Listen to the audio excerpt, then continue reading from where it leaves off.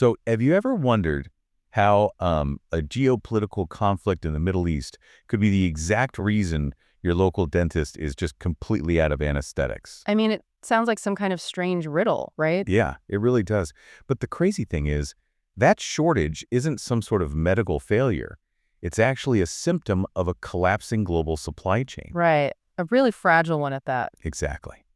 So today we're doing a deep dive into an insightful manuscript from healthcare expert Kaori Kido.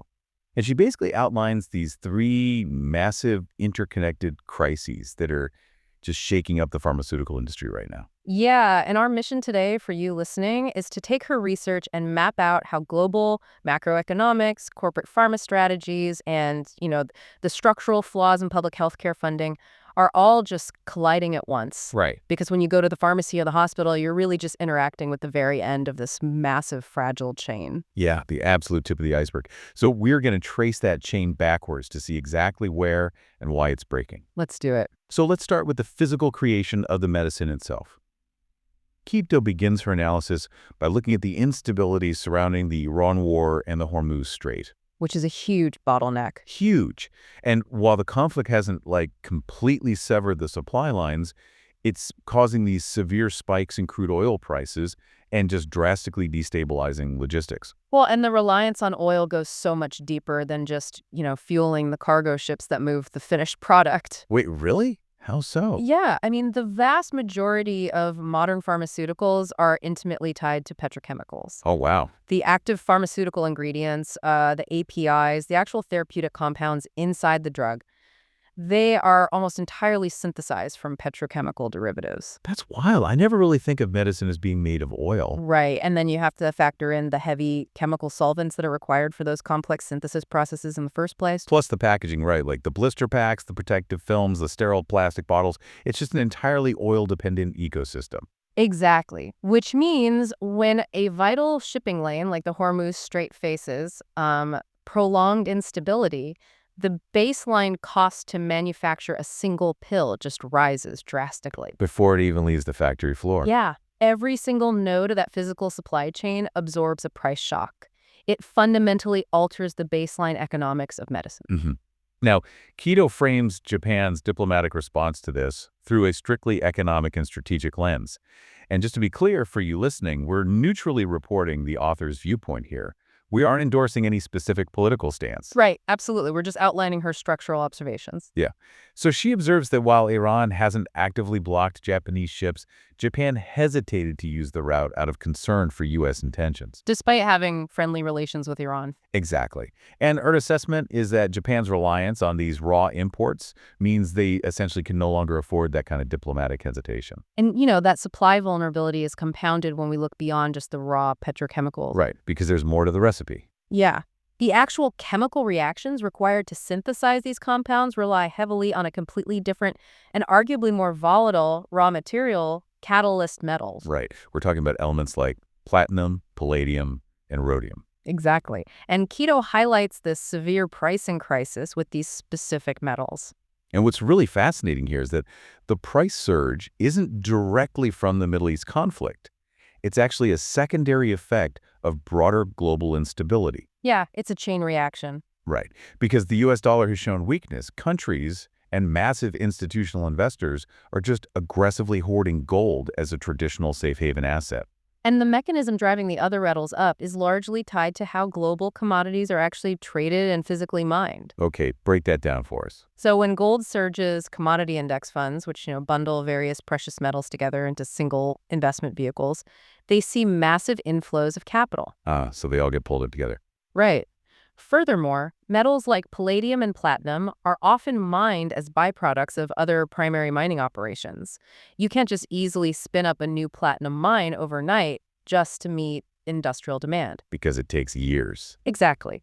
So the surging investment price of gold mechanically drags the prices of these necessary pharmaceutical catalysts up with it. So these generic drug manufacturers, who already operate on notoriously thin margins, are suddenly hit with this double blow. Yeah, they're getting squeezed from both sides. The petrochemical precursors are expensive, and the precious metal catalysts required to actually trigger the chemical reactions are hitting record highs. The basic arithmetic of the factory just stops working. It's basically like baking a cake, but suddenly the price of vanilla extract is higher than what you can actually sell the finished cake for. That's a perfect way to put it. And naturally, the baker just stops baking. Yeah.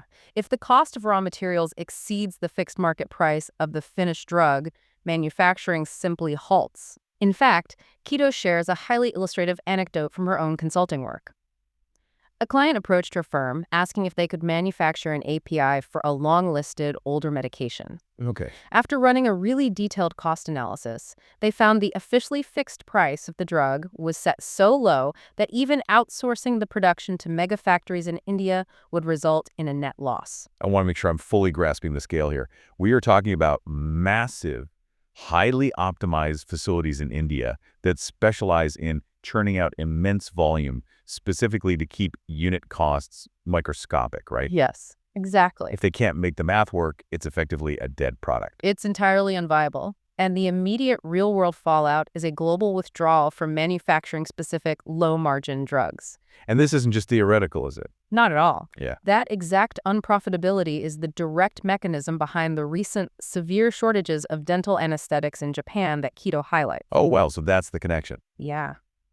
Manufacturers looked at the skyrocketing raw material costs versus the mandated sale price and simply halted their production lines. You know, I'm struggling to understand why a country like Japan remains so paralyzed by this. I mean, they're an industrial powerhouse. They are, yeah. So if the global supply chain is this volatile, why don't they just pivot, absorb the initial capital expenditure, and build domestic factories to secure their own critical supply over the next few years? Well, the barrier to entry isn't just building a single factory. It's replicating a sprawling, hyperscaled ecosystem. Okay, I see. Kido provides a pretty stark reality check on this.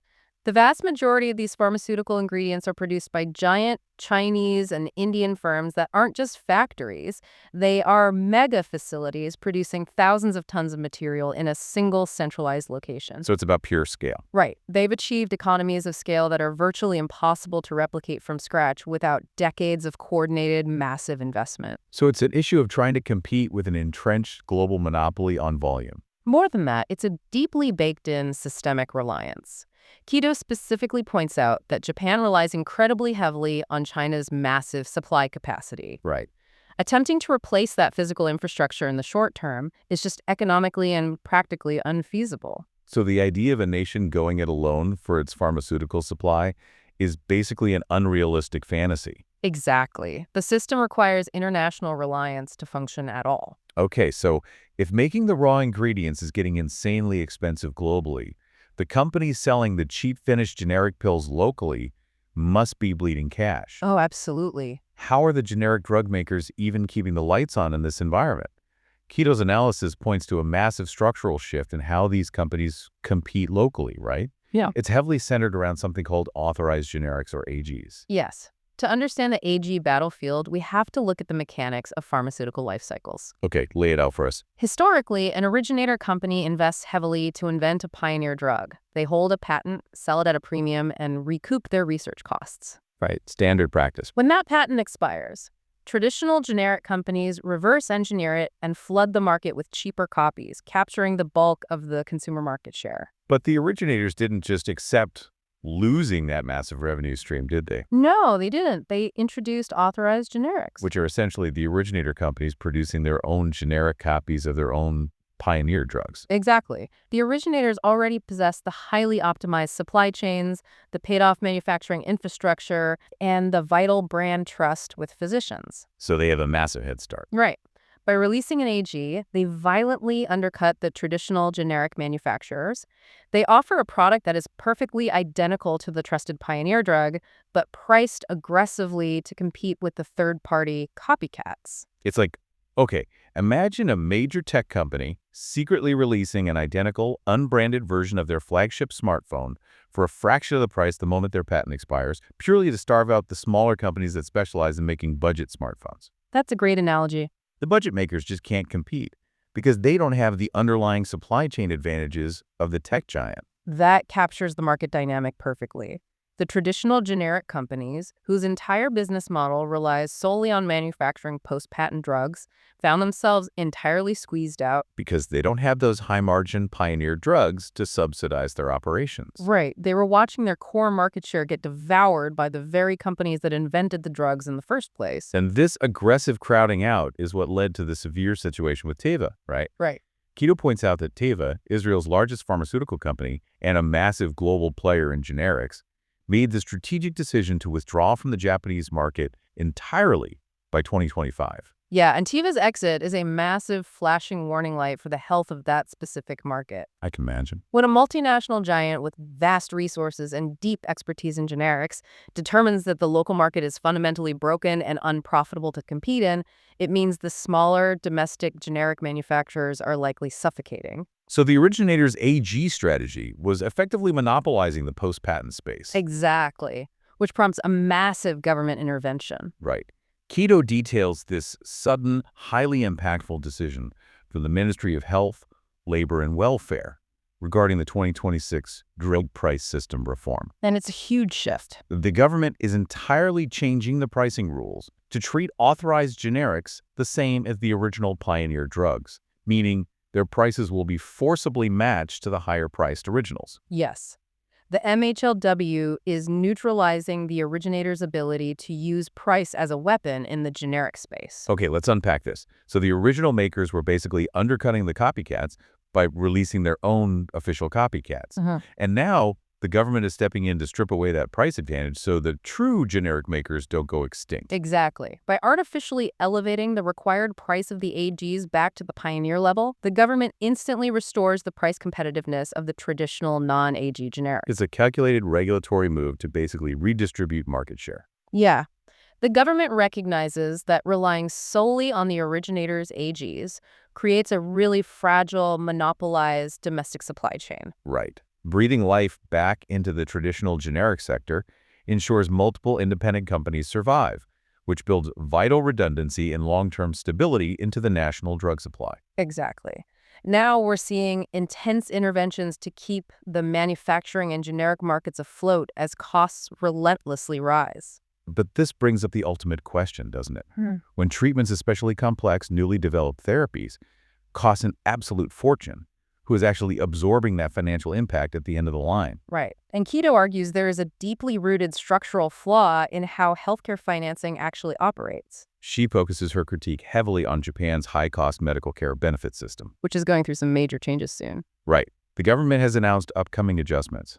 Starting in August 2026, the out-of-pocket payment limits for individual patients will see a gradual increase. And following that, in August 2027, the income categories used to calculate those limits will be further subdivided. Now, the public debate around this usually centers on how complicated it makes things for the average patient at the billing counter, basically arguing it's just a convoluted way to shift a few extra costs onto the individual taxpayer.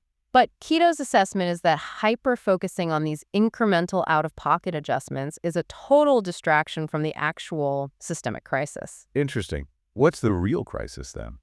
The fatal flaw isn't the patient's copay at the clinic. It's the back-end mechanism.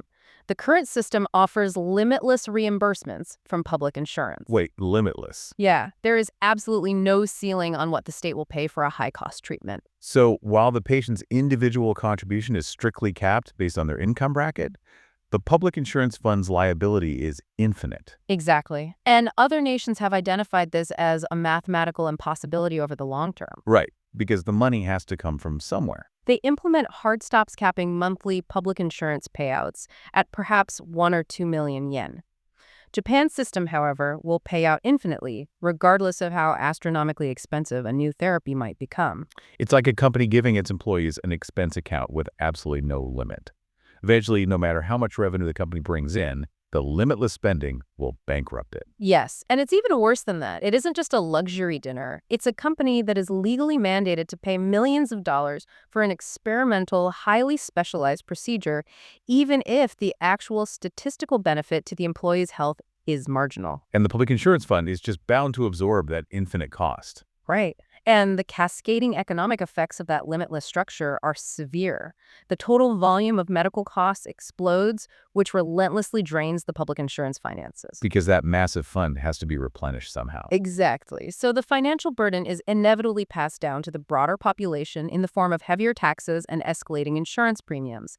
The system mechanically cannibalizes itself. Now, Cato extends this structural analysis into areas that often trigger intense debates, though she frames it strictly as an economic and structural reality. Hmm. And again, just to reiterate for you listening, we're carefully and neutrally reporting Keto's observations here.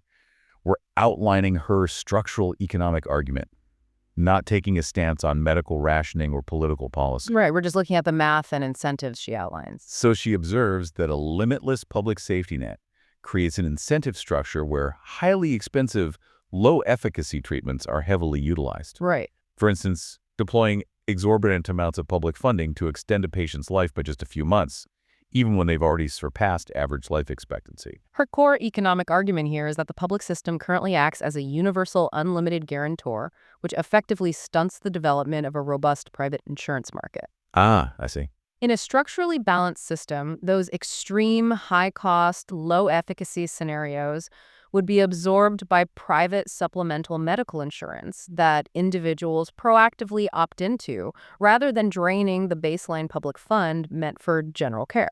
Because the public fund currently covers everything without a hard cap, there's just no market demand for private insurance to cover those edge cases. Exactly.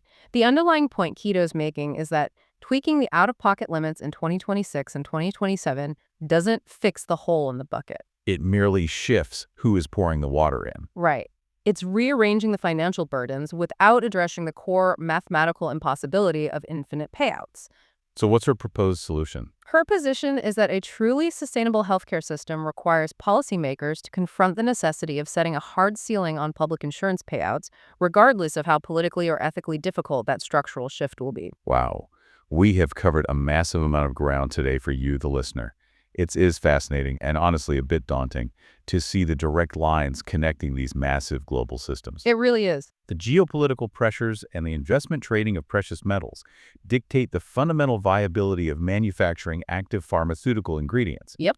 Corporate warfare over authorized generics forces governments to entirely rewrite pricing rules just to keep the supply chain diverse. And underpinning it all is the sheer mathematical weight of a limitless public insurance system buckling under the rising costs. It really drives home that modern healthcare is as much a product of global economics, supply chain logistics, and regulatory policy as it is biology and chemistry. Absolutely. And, Keto's analysis of the limitless insurance system leaves us with a critical, forward-looking question for you to mull over. Let's hear it. If global supply chains persistently drive the baseline cost of raw materials upward, and if a country is eventually forced to put a hard, strict cap on what its public insurance will pay out to remain solvent, who ultimately gets to decide which medical breakthroughs are manufactured at all? Man, that's a heavy thought. Are we accelerating toward a reality where our scientific capacity to develop a cure vastly outpaces our economic ability to actually produce and deploy it? That is the big question. Definitely a profound structural question to think about the next time you're waiting for a simple prescription to be filled. Thank you so much for joining us on this deep dive into the hidden mechanics of healthcare. Keep questioning the systems around you, and we will catch you on the next one.